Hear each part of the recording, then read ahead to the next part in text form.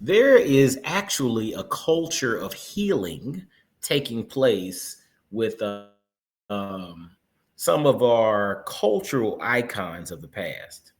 There is an era of healing taking place currently with some cultural icons of the past. It's fascinating. I've come across a few interviews very recently. Two on the Breakfast Club. One that I'm going to talk about here with Gucci Mane and Lil Jon, and they really dive into their process of healing, right? And then also on the Pivot podcast, it was really done well. The interview with Young Thug, in which he talks about his journey and his trials and tribulations, but then the importance of healing. And it's fascinating because when we think about wisdom, we think about wisdom through lived life, right? Like through experiences, trials and tribulations that you've overcome, how you have the ability to garner wisdom from that. And then when you learn better, do better, right? And what's fascinating with these three interviews that I've referenced and the one we're going to talk about is that these are brothers that, 20, 30 years ago made music and, championed a lifestyle that honestly, from a cultural perspective, was really derogatory. But throughout life and through their own trials and tribulations, they've come to a point in which healing is something that they're doing. And now I love the fact that they're going through and going on the interview circuit of really sharing their healing journey with the hopes of inspiring those that are coming behind them. And it's fascinating, man. Like, I'm gonna talk about this interview on the Breakfast Club with Gucci Mane, and he talked about having schizophrenia and dealing with that and how people took advantage of that. And when he was vulnerable, there's also, and I encourage everyone to go hear it. It's on the Breakfast Club. It's the Gucci Mane interview. Like, his wife was so integral in his healing and the protection of him when he was going through various crises, because and it was just powerful. But the whole point of him now being an author, not just a musician, and prioritizing healing and understanding the value of being healed and not having to self-medicate, and even him being remorseful about encouraging people over the years to take drugs and to, celebrate a lifestyle that really was not beneficial. Like, it's so fascinating to see healing take place with our brothers. And so I'm gonna play this clip and then I'll play another one in a second. But this is Gucci Mane from the Breakfast Club. And again, this is all about healing. And I celebrate brothers who go through the process of healing their traumas and coming to wisdom. But then also, I really celebrate those that are willing to share with the generation coming behind so that maybe they can avoid some of the pitfalls. But here this little clip here from Gucci Mane on the Breakfast Club. Just to now, like I knew I'm matured a lot from 2020 to 2025.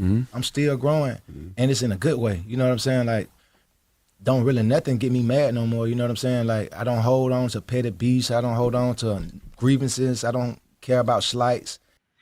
I ain't used to be like that. You know what I'm saying? Now it's like I'm in a real calm space. That's dope. But it ain't even, that's just who I am now. It ain't who I'm trying to be. You know what I'm saying?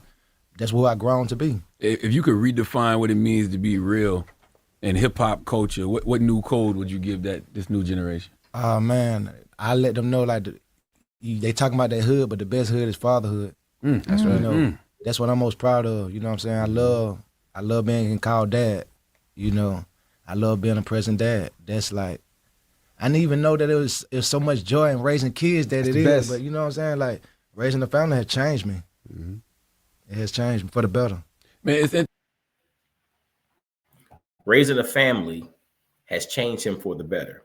And the thing that's interesting is he's talking about healing, right? Like, we're triggered by things that we're not healed from. So if there's something that's a trigger to you, if there's something that you have to medicate from, you're not healed from that thing. And that's why, I had this protocol that I had created years ago. And part of the protocol used to call for guarding yourself against your triggers. But it's been this growth that I've happened in my life to realize that it's not about guarding from your triggers, it's healing from the thing that causes a trigger. Because once you're healed, then that thing no longer has a trigger. Then the trigger is basically dead, right? It no longer has an effect on you because you've healed. But we must prioritize healing. And the reality is, a lot of times, healing has not been modeled. In our society, in our culture, we celebrate those that grind. We celebrate those that work hard, work my finger to the bone. We celebrate those who would just go nonstop. We celebrate the mentality of I'll sleep when I'm dead, right? But the reality is we've not, from a historical perspective, prioritized the celebration of people who have healed, people who are calm. Like when Gucci talks about, like, I don't get upset about certain things. I don't hold grudges. Like he talked more in the interview about apologizing and trying to make amends with people that he's wronged. Like it's all about that. But that comes from the place of someone who is healed. And he also talked about this is not becoming, this is who he is. And so, you know, we hear the statement all the time, when you stay ready, you ain't got to get ready, right? So when you are healed, the process of healing is done. Now you can live life as a healed man. And dude, I'm telling you, man, everything changes when you're free, when you're healed, when you make amends for your stuff, you own up to your stuff, but then you move forward and you make it your mission to help those that are coming behind you. Dude, life is on another level, right? Like it's wild. And I'm also going to throw another clip here because I want you all to hear this other I part. read a lot of books. I read, people just don't know Every that day. about me, but I read a ton of books. You know what I'm saying? I probably read 2-3 books a month. You know what I'm saying? You big Malcolm Gladwell fan? You are? Huge big Malcolm Gladwell fan. You know what I'm saying? He just did a book, Revenge of the Tipping Point, that I read, that I love. You know, but I'm proud of being an author because I love books. And Hear this out. 20 years ago, there's no way in the world you would hear Gucci Mane publicly talking about, I read, I love books, quoting Malcolm Gladwell.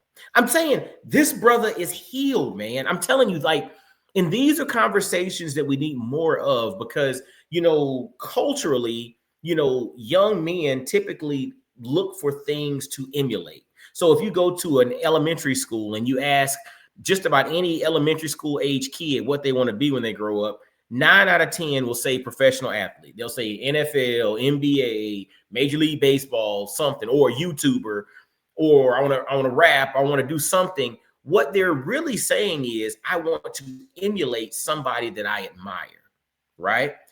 Gucci 20 years ago lived a life that folks from the culture admired, but not for the right reasons.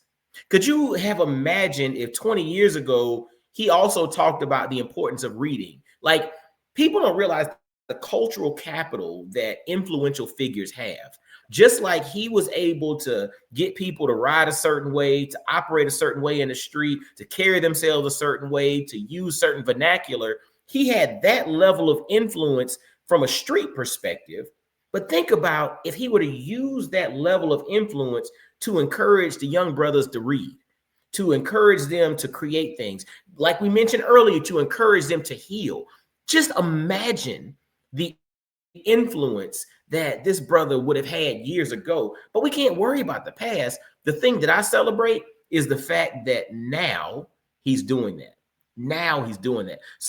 So I celebrate Gucci and I encourage and celebrate his healing. And I hope that those that are following him in this part of his journey can also prioritize healing in their own life. Because again, once you're healed, that trigger is no longer a trigger because it has no power. But it starts first with you healing. All right. Well, hey, as always, y'all make sure to subscribe.